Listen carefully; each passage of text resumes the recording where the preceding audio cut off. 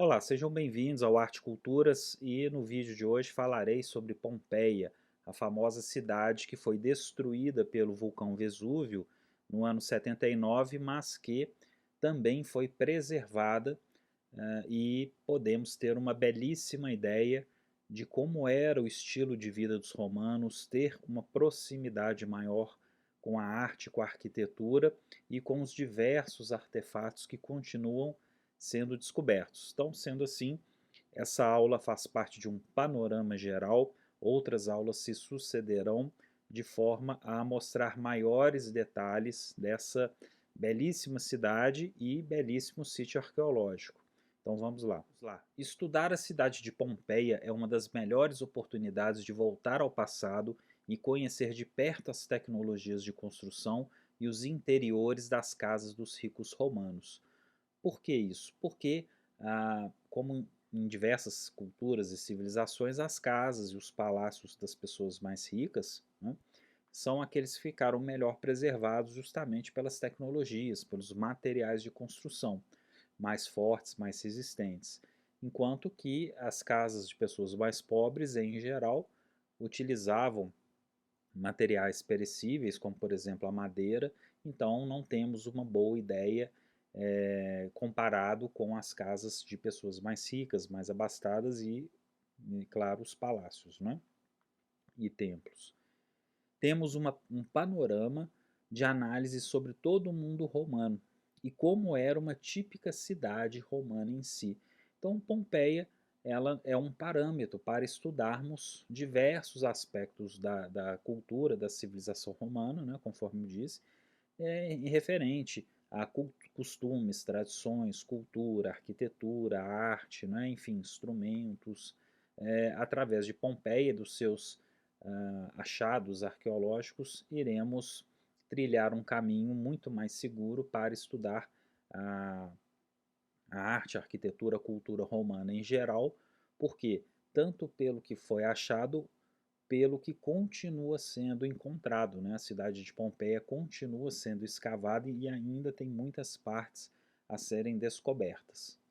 E Pompeia se localiza perto da cidade de Nápoles, não é? Ali no Monte Vesúvio, conforme vemos aqui nesse mapa, e ela era uma espécie de balneário muito valorizada e frequentada por ricos e famosos.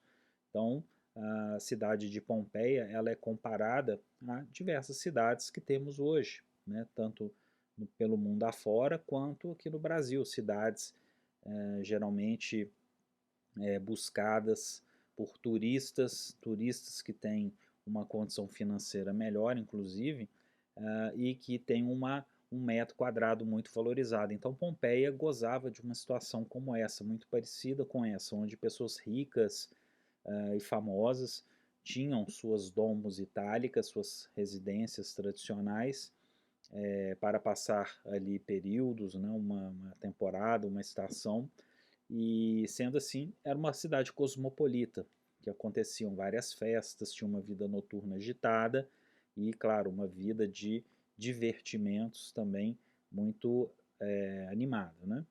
E pela fotografia que vemos abaixo, podemos, claro, perceber que o Vesúvio domina essa região da Baía de Nápoles, que se estende ali de Nápoles, passando por Pompeia, né, e indo até a região de Sorrento e a ilha de Capri. Então, o Vesúvio é o monte que domina toda essa paisagem. E a cidade de Pompeia oferece conhecimento sobre detalhes mínimos da arquitetura, planejamento urbano, mobiliário e costume dos cidadãos de Roma. Então é possível, ao ver o mapa da cidade, ao estudarmos melhor, vermos aquela questão dos fóruns, né? O que é o fórum de uma cidade, os principais edifícios, a basílica, os principais templos, eles se encontram justamente nos fóruns, né? Haviam dois fóruns na cidade de Pompeia, sendo o principal esse aqui que eu estou apontando. Então, ladeado por templos, por mercados, por instituições jurídicas, por banhos, né? Enfim, temos a presença do Cardos Máximos e Decumanos Máximos, a rua Norte-Sul e a rua Leste-Oeste, a presença do anfiteatro, das palestras, né? Enfim, e todas aquelas configurações que veremos na questão do urbanismo romano, como as ínsulas, como o estilo das casas, a Domus Itálica. Então, Pompeia certamente é uma das melhores opções, uma das melhores oportunidades para se conhecer de perto esse estilo de vida e a forma como os romanos se organizavam em todos esses sentidos. Em relação a todos esses edifícios citados aqui nesse mapa, nós veremos com maiores detalhes em um momento mais oportuno, né, para que o vídeo também não fique muito grande. E a destruição foi narrada na carta de Plínio, o jovem, sobrinho do famoso Plínio o Velho, né, autor da História Natural, que viu a erupção em 79 d.C., a uma distância segura. Plínio o Jovem descreveu a morte de seu tio Plínio o Velho, célebre historiador e almirante da frota romana, que morreu intoxicado durante o resgate de cidadãos. Né? O seu tio Plínio o Velho foi ali na região da ilha de Capri, foi socorrer os cidadãos, né? O povo que estava ali desesperado, né? Durante ali a erupção do Vesúvio. E o Monte Soma e o Vesúvio faziam parte da mesma montanha, que se dividiu na erupção. Né? Sua altura chegava a 2.000 metros aproximadamente. Então podemos ver aqui nessa fotografia como que o Monte Vesúvio, né, e o Monte Soma eles estão, né, juntos, mas eles se encontravam, eles formavam um único grande monte, segundo as descrições. Então essas linhas pretas marcam aproximadamente a altura que deveria ter o Vesúvio durante, né, antes ali dessa erupção do ano 79 e que fez com que uma boa parte superior da montanha entrasse em colapso e proporcionar essa configuração que vemos aqui agora. Importante lembrar que o mar afastou-se da costa, aumentando a distância entre Pompeia e o litoral.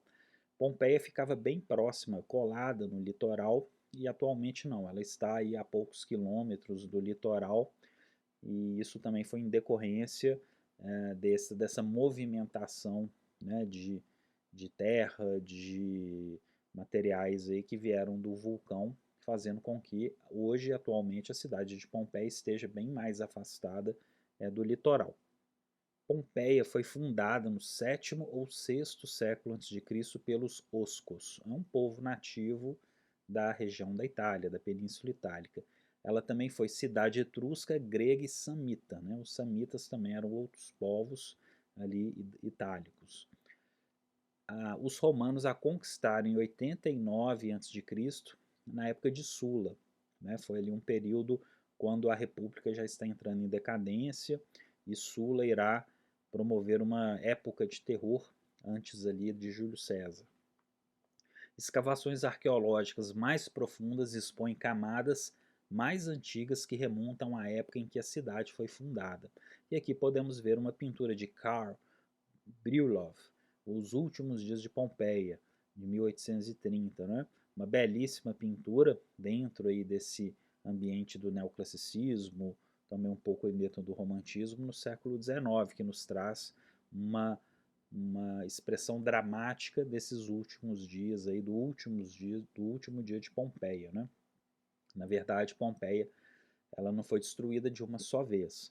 O vulcão entrou em erupção, mas esse processo levou cerca de 2 dias, 3 dias para se concluir. A vida cotidiana preservada, ruas, templos, mercados, residências, aquedutos, banhos, casas de gladiadores, teatros e anfiteatros, tudo isso podemos contemplar no sítio arqueológico. Detalhes e acabamentos arquitetônicos e obras de arte.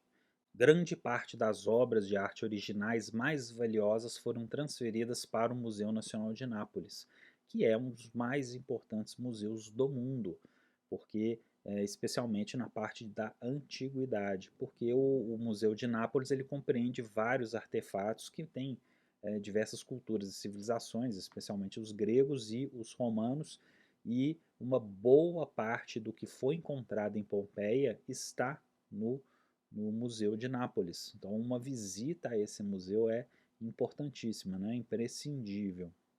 por essa imagem de satélite, podemos comparar com aquele mapa anterior. Para termos uma ideia, aqui está o Fórum Romano, justamente nessa parte, que se conecta à entrada do Parque Arqueológico, que está justamente aqui, onde eu aponto nesse momento. Aqui é a Porta Marina. Nesse local, próximo aqui desse local, já estava o mar. Havia um porto nessa região, mas que agora está a quilômetros de distância. E passando aqui pelo fórum, né, nós podemos observar as estruturas. Aqui no caso temos a basílica, temos os mercados, o Macellum, o templo de Júpiter, né, suas ruínas estão aqui, o templo de Apolo, né, enfim. Podemos perceber aqui o cardo máximo da cidade e a famosa Via della Abbondanza, que é o Decumanus máximo, que se estende por toda a extensão leste-oeste aproximadamente, se configura na via mais chique, mais charmosa da cidade de Pompeia, né? Seria ali a grande via onde as coisas aconteciam, onde tinha uma vida noturna muito viva, muito intensa. Podemos perceber aqui também a palestra, onde fica a Casa dos Gladiadores, temos o pequeno teatro, o grande teatro, aqui um ao lado do outro. Podemos perceber aqui o anfiteatro e essa palestra maior, né? E aspectos da forma da cidade, onde as muralhas ficavam, né, durante a antiguidade.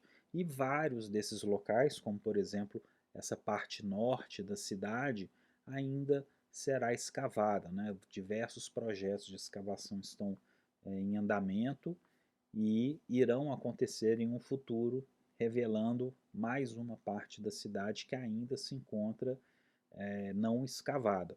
Então, eu recomendo que procurem o sítio arqueológico de Pompeia, os órgãos oficiais, nas redes sociais, porque eles constantemente divulgam os achados e as novidades a respeito dessas escavações, desses estudos. É simplesmente fantástico.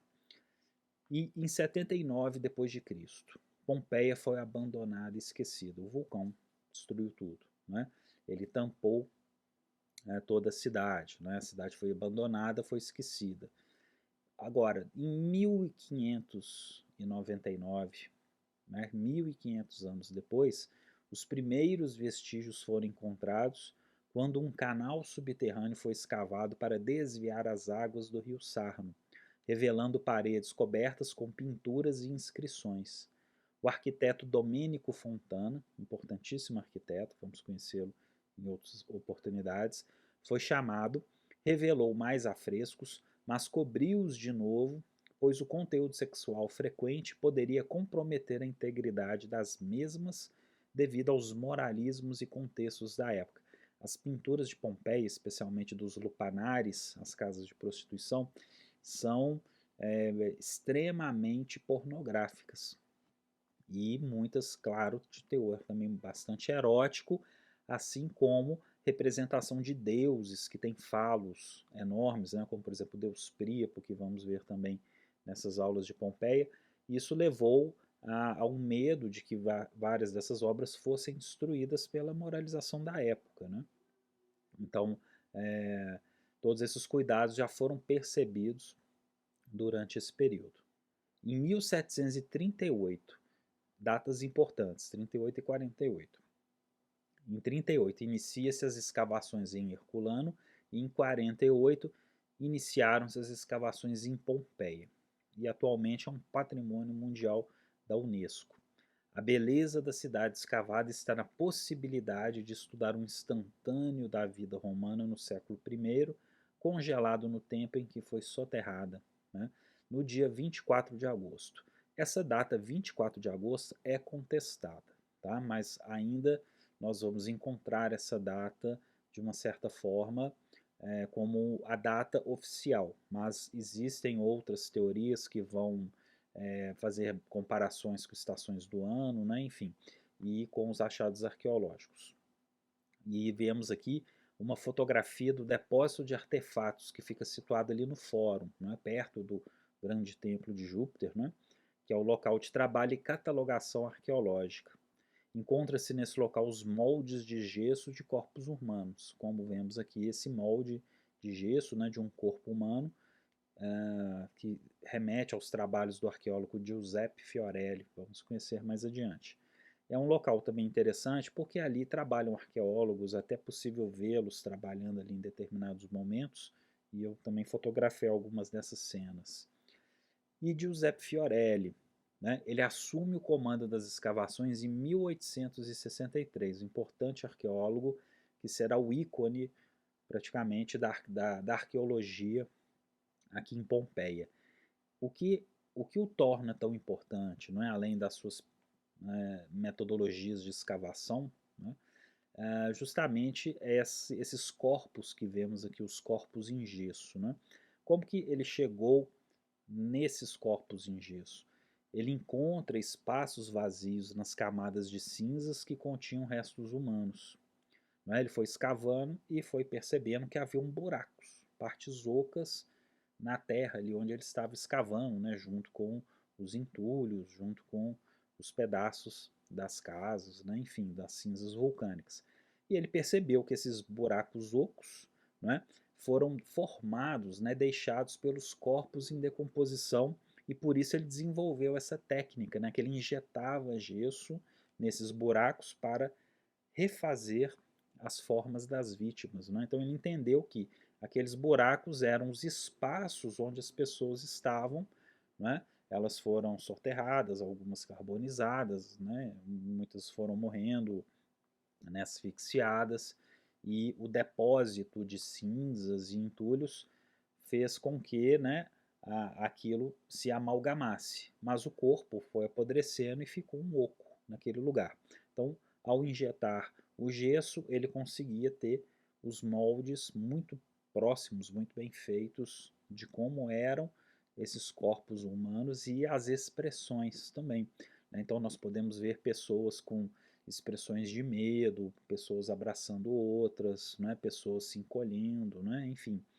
E algumas possuem, né, uma expressão de terror claramente visível, como podemos ver aqui alguns detalhes. E vários desses moldes de gesso estão na cidade como um todo. Então, andando pela cidade, é possível encontrar diversos lugares que possuem alguns desses moldes. E Fiorelli estabeleceu um método de escavação que partia de cima para baixo, visando a reconstituição futura das construções. Atualmente, esta técnica está em uso, porém o gesso foi substituído por uma resina especial que permite uma melhor conservação e estudo dos corpos, né?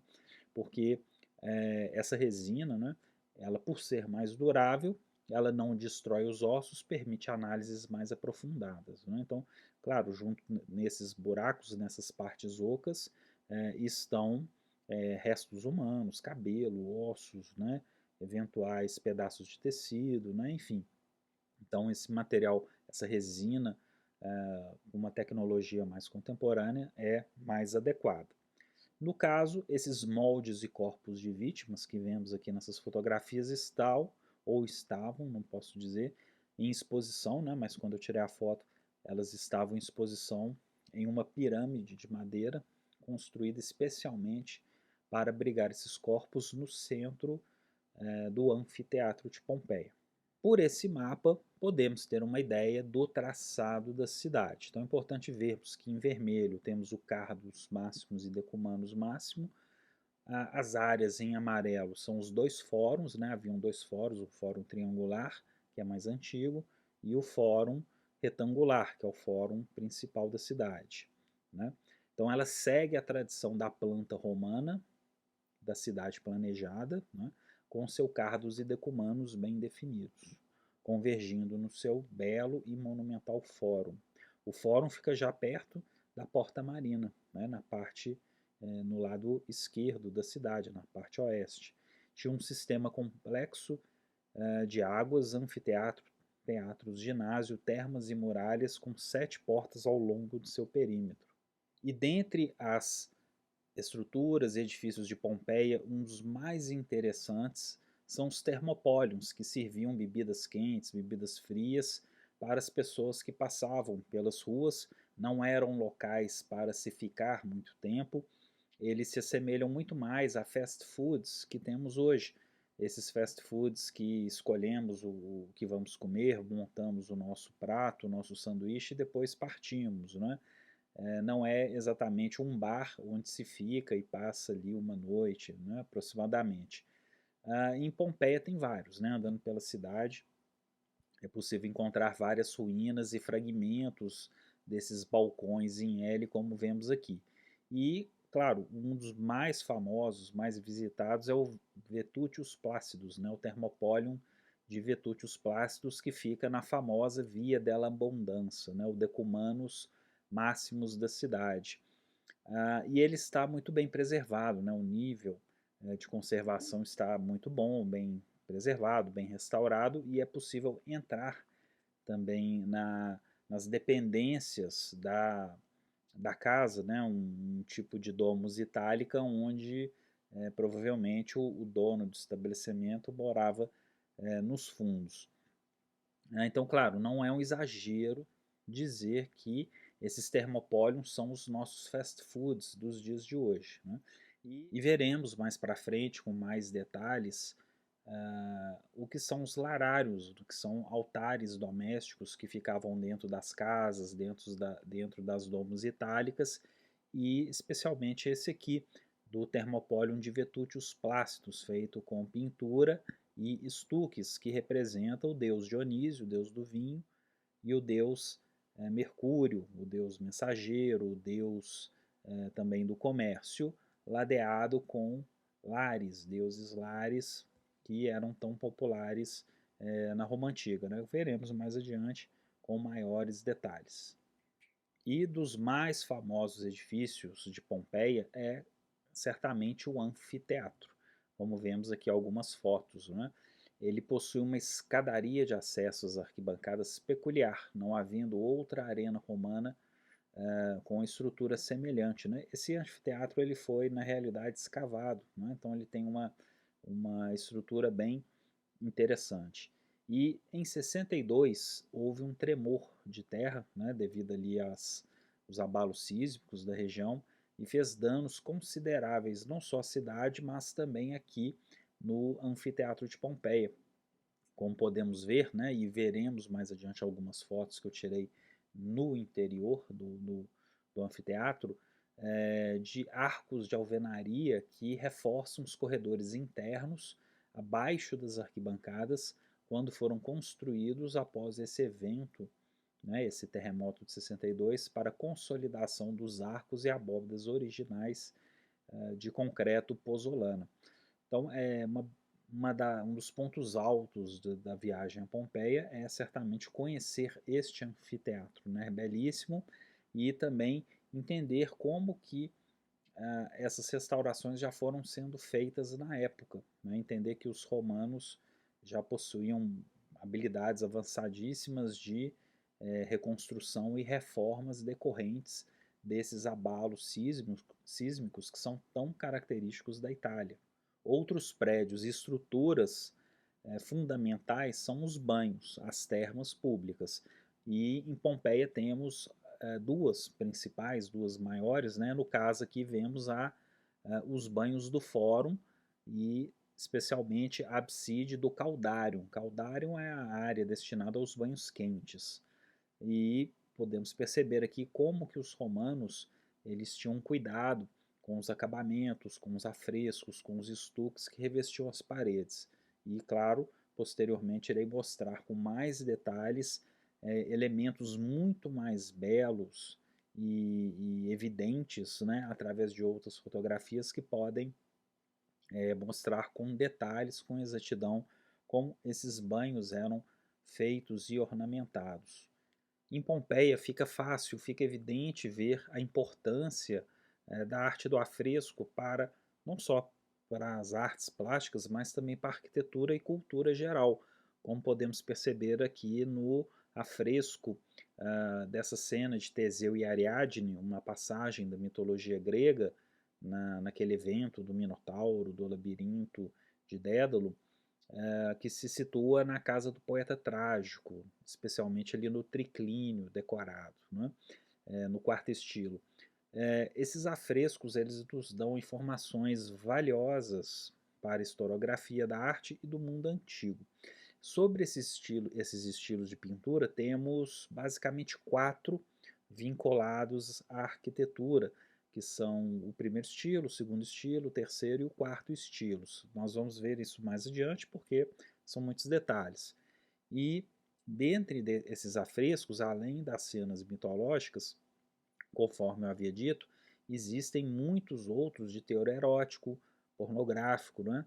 E muitos também incluem ali o uso frequente do falo dedicado ao deus Príapo, né? Veremos algumas imagens não só de pintura, mas de estuque, e né, que ladeavam as casas, que inclusive ornamentavam fachadas, né?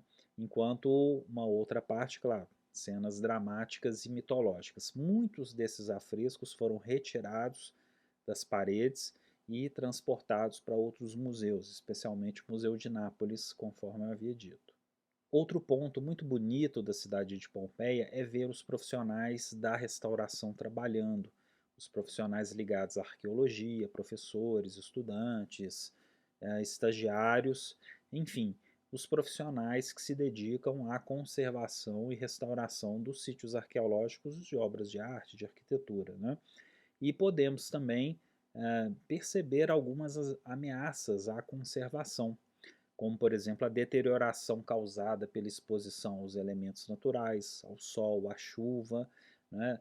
É possível recordarmos os teóricos do patrimônio, como Munhoz Vinas, o César Ibrandi, né, que dizem, né, nas suas obras, que os prédios que estão na superfície sofrem muito mais que aqueles que estão soterrados ainda. Né? Então, num sítio arqueológico, claro, as condições de um edifício que ainda não foi descoberto estão muito mais estáveis do que aqueles que já estão sofrendo novamente as ações do sol, da chuva, né, das intempéries.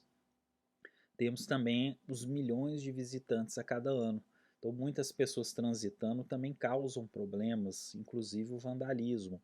E temos danos potenciais às atividades sísmicas e vulcânicas da região. Claro, natural da região, o Vesúvio, as placas tectônicas e aquela cadeia de vulcões que existe na Itália.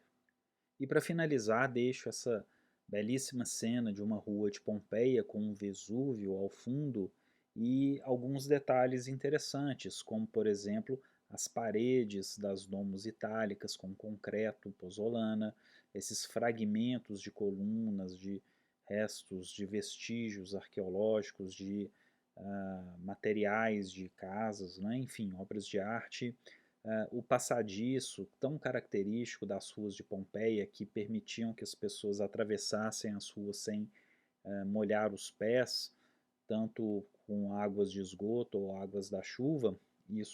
Essas estruturas se encontram em diversos pontos da cidade. Né? Enfim, nós vamos conhecer em outros momentos muitos detalhes, são tantos detalhes de outros edifícios, de outras estruturas, que vão se estender por mais alguns vídeos.